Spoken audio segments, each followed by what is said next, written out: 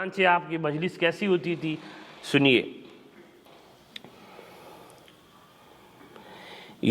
پہلے بات آ چکی ہے کہ جب کسی مجلس میں جاتے، اگر مسجد میں بیٹھے ہوتے حضور پہلے سے تو لوگ گھیر کے بیٹھ جاتے. کبھی ایسا بھی ہوتا کہ حضور کہیں تشریف لے جا رہے ہیں کسی مقصد سے، لوگ کہیں بیٹھے ہوئے تو وہاں بھی بیٹھ جاتے.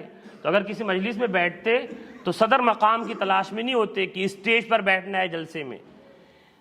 یہ بات شاید آپ کو ادراک نہ ہو، لیکن جو لوگ سیاسی جلسوں میں جاتے ہیں وہ بھی آپ میں سے ایسے کچھ لوگ ہوں گے جو جانتے ہوں گے. لیکن دینی مجلسوں میں بھی ایسا ہوتا ہے کہ مسندوں پر بیٹھنے کے لیے تماشے ہوتے ہیں کہ میں اہم جگہ پر بیٹھوں. اتنی بڑی خرابی آئی ہے دین کا لیبل لگانے والوں کے اندر کہ بس اندازہ نہیں لگا سکتے. بہت سو میں، سب میں نہیں. یہاں تک بات ہو جاتی ہے جلسوں میں جانے والے کہ کار میں اگلی سیٹ پہ کون بیٹھے گا.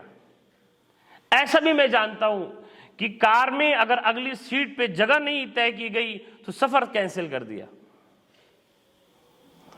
اس حد تک کچھ لوگوں میں ایسا تکبر، ایسی بدمزاجی ہوتی ہے، اصلاح نہیں ہوتی نفس کی.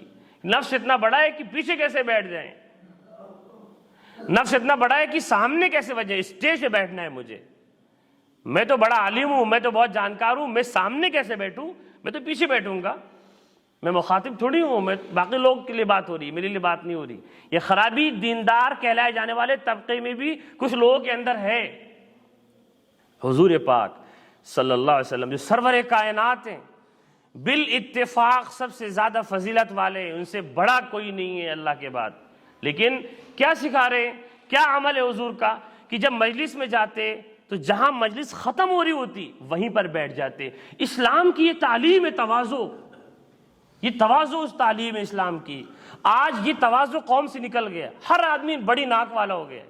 یہ بہت بڑی خرابی ہے. جو لوگ بزرگ ہیں جو اصلاح کرتے ہیں وہ اس بیماری کے نقصانات کو جانتے ہیں. کہاں کہاں یہ اپنے رنگ دکھاتی ہے.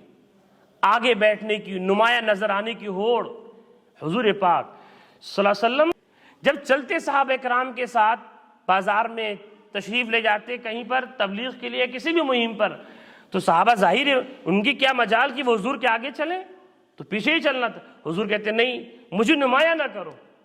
لہذا صحابہ کہتے ہم نہ چاہتے ہوئے بھی اللہ کے رسول علیہ الصلوۃ والسلام کے حکم کی وجہ سے ہمیں ساتھ ساتھ چلنا پڑتا. یہ تھا نمایاں نظر نہیں آنا چاہیے کسی بھی چیز میں.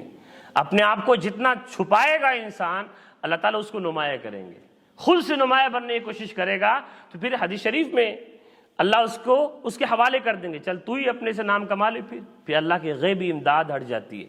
بہت سے لوگ عہدے کے طالب ہوتے ہیں، یہیں سے بات آ جائے، عہدے کے طالب ہوتے ہیں کہ مجھے یہ عہدہ مل جائے. تعلیمی اداروں میں یہ بھی ہوڑ ہوتی ہے پڑھانے والوں میں کہ ہمیں وہ بڑی کتاب پڑھانے کو مل جائے. اور ہر جگہ ہوڑ ہوتی ہے کہ مجھے بڑا عہدہ مل جائے. حدیث شریف میں اسلام یہ کہتا ہے اگر تمہارے اندر طلب ہے تو تم اس کے حقدار نہیں ہو. اگر اپنی طلب سے کوئی عہدہ حاصل کر لیا تو پھر اس عہدے کے ساتھ اللہ کی جو غیبی مدد ہوتی ہے وہ ہٹ جاتی ہے. پھر اللہ تمہیں تمہارے حوالے کر دیں گے، تمہارے حال پہ چھوڑ دیں گے، تم سنبھالو پھر.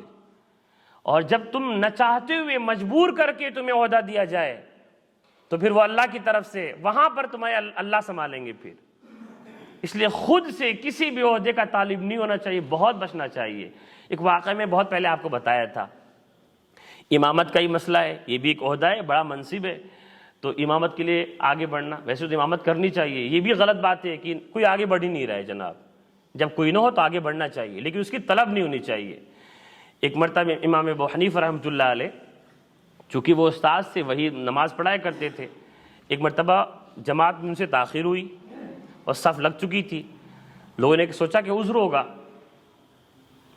تو ان کے بیٹے کو آگے کر دیا، حضرت حماد کو. ان کے بیٹے کا نام حماد تھا. تو آگے کر دیا اور وہ ابھی تکبیر ہو رہی تھی کہ وہ پھر آگے امام صاحب، اور پیچھے سے کالر پکڑ کے کھینچ لیا ان کو. اپنے بیٹے کو، بیٹا تھا، کالر پکڑ کے پیچھے سے کھینچ لیا اور خود پڑھائے.